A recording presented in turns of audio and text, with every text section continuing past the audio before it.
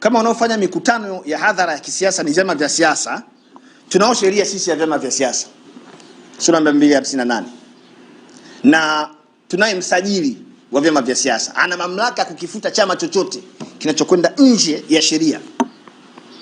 Ukiwa chama cha siasa una uhuru wa moja kwa moja, absolute freedom ya kuvunja sheria. Kwanza hakuna haki ya kuvunja sheria. Sasa paka hapa tunapozungumza, ulishasikia msajili wa vyama vya siasa amewaonya Chadema kwamba wamevunja amani? Kuna sehemu ulishasikia? Lakini kama ushahidi upo kwamba hawa wanaleta vurugu, wanataka kupindua nchi, wanataka kupindua serikali, au wanataka kufanya vurugu ya aina yoyote, msajili ana mamlaka kukifuta Chadema au chama kingine cha aina hiyo. Yaani sifa ya chama cha siasa ili kiweze kupata usajili wa kudumu ni lazima kiwe ni chama kinachokuja kuhubiri amani hapa, haki, usalama na mambo mengine hayo kwa ustawi wa nchi. Yaani kwa kifupi, chama cha siasa ili kisajiliwe kifanye kazi yake ya siasa lazima kiwe ni kichocheo cha ustawi wa nchi. Sasa mimi na wewe ni mashahidi. Kwanza, kuhubiri kuvunja amani ni kosa la jinai. Ulishasikia kuna mtu amekamatwa tangu mikutano imeanza? Na inalindwa ile na polisi wako pale wanarekodi. Hakuna mtu kakamatwa hata mmoja. Kuhubiri, yani usimame pale useme hey, mimi tutavunja amani. Yani kabla hujashuka ulishakamatwa. Sasa hakuna mtu amekamatwa. Hakuna chama kimefutwa kwa sababu kimevunja amani. Mtu anakuja kukuambia bana hiyo mikutano wenu hiyo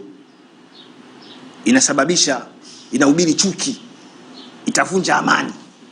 Huko ni kuingiza polisi kwenye siasa. Mimi CCM nampenda sana mtu mmoja. Kenan Kiongosi. Kenan Kiongosi ni katibu wa itikadi, uenezi na mafunzo wa Chama cha Mapinduzi Taifa. Anafanya siasa. Ndio maana Chadema wakitoka Ruvuma na yeye kesho anaenda Ruvuma. Wakihubiri uongo yeye anaenda kuhubiri ukweli. Ndio siasa. Mimi naamini kama kweli kuna watu wanahubiri vurugu, kuna watu wanahubiri uvunjifu wa amani, wakamatwe hao watu. Na mimi sitaenda kuwatetea, hata kama watanilipa shilingi ngapi siwezi kwenda kuwatetea watu wa hivyo. Kwa sababu amani ikivunjika wote tunakuwa kwenye shida.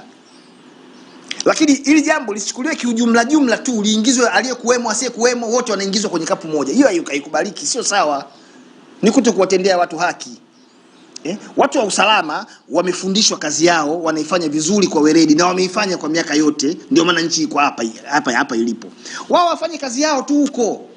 Na wanaofanya siasa wafanye siasa, wajibizane. Waziri wa mambo ya ndani ni mwanasiasa. Kama anaona hawezi kuwajibu Chadema na vyama vingine, atafute kitu kingine, wafute hii katiba. Tubaki kwenye mfumo wa chama kimoja, inawezekana wakaifuta hii katiba. Lakini kusema usalama, kila kitu kigusa usalama.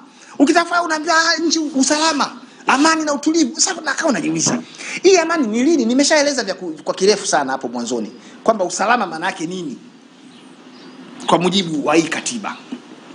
Na mimi naomba huu mjadala uwe endelevu. Tukutane watu kadhaa wenye mawazo tofauti, elimu na uzoefu tofauti, tulijadili hili jambo kwa mustakabali mpana wa nchi yetu. Nchi haiwezi kuendeshwa kipolisi. Hii nchi ni ya kiraia. Ndio maana tumefanya uchaguzi mwaka jana.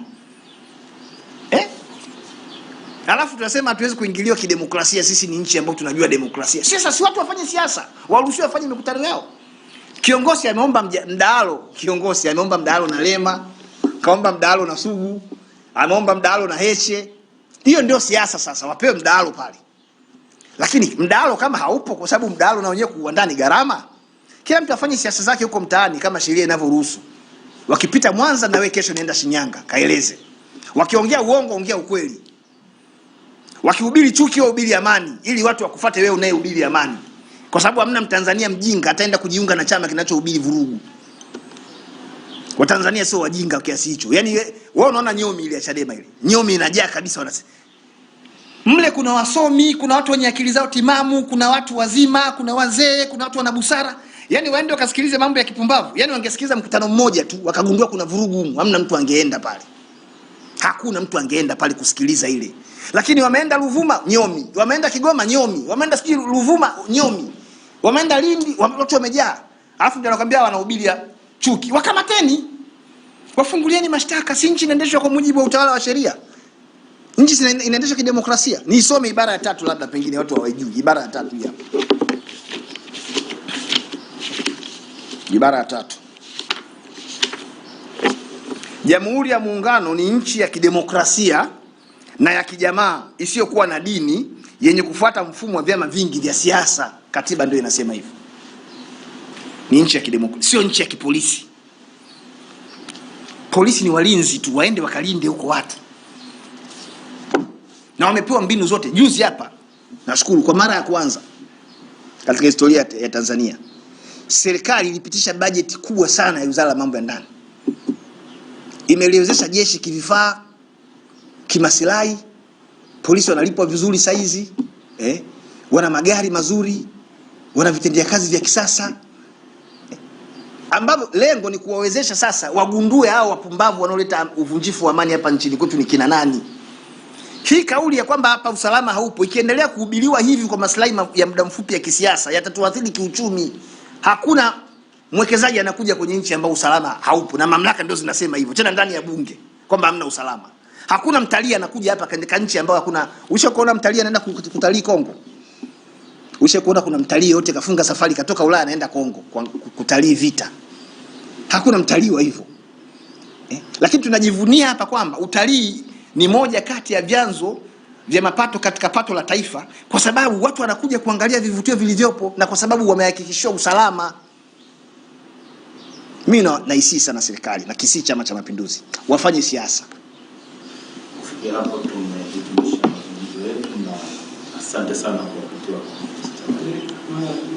Mimi nilikuwa na swali, nataka niulize na mtu kauliza vitu nataka niulize.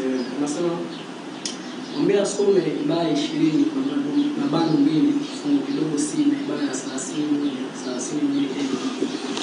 ibara ya 20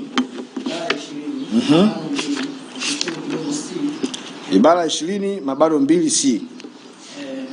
Bila ya kujali masharti ya ibara ndogo ya kwanza na ya ibara ndogo ya 4, hakutakuwa na haitakuwa halali kwa chama chochote cha siasa kuandikishwa ambacho kutokana na katiba au sera yake kinakubali au kupigania matumizi ya nguvu au mapambano kama njia za kufikia malengo yake ya kisiasa. Hakuna chama cha hivyo sasa, sikingeshafutwa. Yaani hicho chama kama kipo kwanza kisingesajiliwa. Kwa sababu kwa mujibu wa ibara hii ni kwamba haya mambo yanapaswa kuwa sehemu ya katiba ya hicho chama, kwamba sisi lengo la chama chetu ni kuchukua madaraka ya nchi kwa kutumia nguvu, tutafanya mapinduzi. Msajili asingekisajili. Sasa tuna vyama 19 vya siasa kikiwemo CCM ambacho hakijawahi kusajiliwa. Sawa? Ibara hii haitoi uhalali wa kukinyanyasa chama kingine ambacho kimeshasajiliwa na kina haki ya kufanya shughuli zake za kisiasa. Kama ushahidi upo kwamba kwa matendo, maneno au mienendo mingine kwa ujumla kwamba hicho chama ni cha kigaidi, wakifute, wasiletee vurugu hapa. Ukifutwe. Na mwenye mamlaka ya kukifuta ni msajili wa vyama vya siasa, sio waziri wa mambo ya ndani akinyime kisifanye shughuli zake za kisiasa. Yaani namba tuelewane hapa. Kama wewe umeshakuwa na ushahidi kwamba kuna chama fulani hivi ni cha kigaidi, kinafanya vurugu, kinataka kuchukua dola kwa kutumia nguvu, hiyo taarifa mpelekee msajili wa vyama vya siasa. Akilizika na kifuta, wala kesho hakitakuwepo. Ibara nyingine kasema 30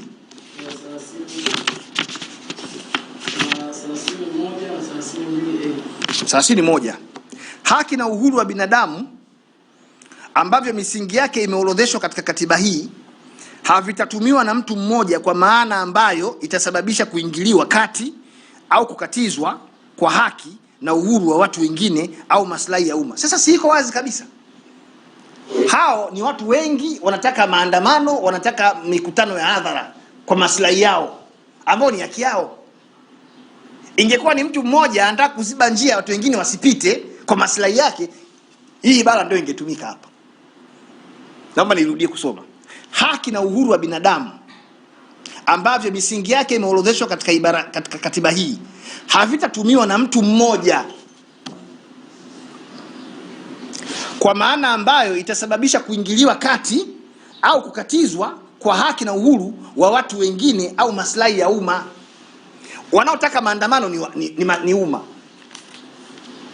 Wanaoenda kwenye mikutano ya hadhara hiyo ni hiyo nyomi unayoiona, ni umma huo. Sasa wewe unasemaje hapa kwamba ni mtu mmoja ndio anataka kuingilia haki za watu wengine? Mkutano wa hadhara ukiitishwa hapa, ulishasikia kuna mtu anafungwa kamba anavutwa aende? Ukiitishwa ni hiari kwenda au kutokwenda. Kwa hiyo wewe kama mkutano haukuhusu usiende. Kama maandamano hayakuhusu usiende. Kwa hiyo warudi wasome ibara niliyoisema huku, ibara ya 32 kuhusu hali ya usalama. Sio kwenda kujikita kwenye vibara hivi ambavyo hata havina maana. Nani ana mamlaka ya kutangaza hali ya hatari kwenye nchi na inatangazwa kupitia utaratibu gani? Ili tukubaliane kwamba sasa hivi nchi hii ipo kwenye shida. Hawataki kusoma hizo ibara, wanakimbilia kwenye vibara vingine huko. Nadhani nitakuwa nimejibu. Sasa na moja na mbili, si ndio?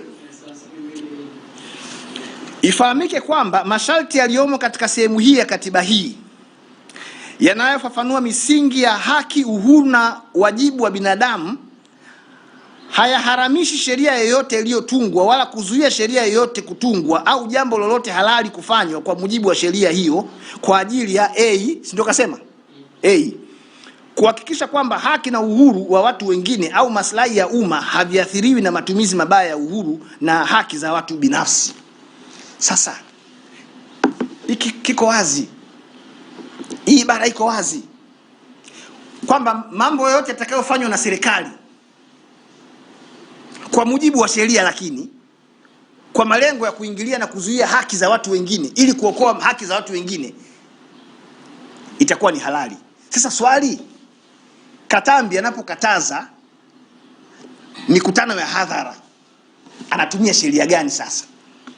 Kwa sababu hii ibara inasema ni lazima hayo mambo yatakokuwa yakifanyika kwanza yafanyike kwa mujibu wa sheria, kwa lengo la kuzuia haki za watu wengine zisipokonywe. Sasa mtu akifanya mkutano wake wa hadhara, wewe haki yako ambaye hutaki mkutano wa hadhara inakuwa imeathiriwa namna gani? Ndio maana nasema huu uvivu wa kusoma katiba vizuri na kuisoma subjectively not objectively ndio inapelekea watu wanainuka wanakuja na matamko ambayo mwisho wa siku, yani nadhani hata huwa wakijisikiliza wenyewe huwa wanaishia kucheka kwa sababu vitakuwa ni vitu visivyoeleweka. Ushauri ni kwamba watendaji wa serikali ambao hawajui katiba vizuri, serikali kwa mujibu wa ibara ya 59 ibara ndogo ya kwanza ina mwanasheria mkuu wa serikali, ndio mwenye wajibu wa kuwafundisha.